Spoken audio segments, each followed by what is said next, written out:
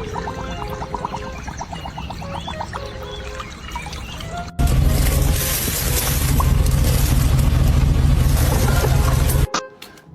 do you want to come in?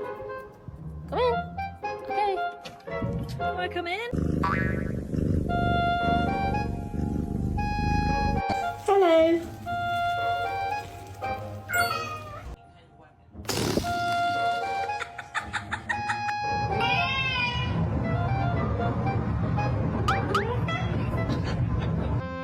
Midas.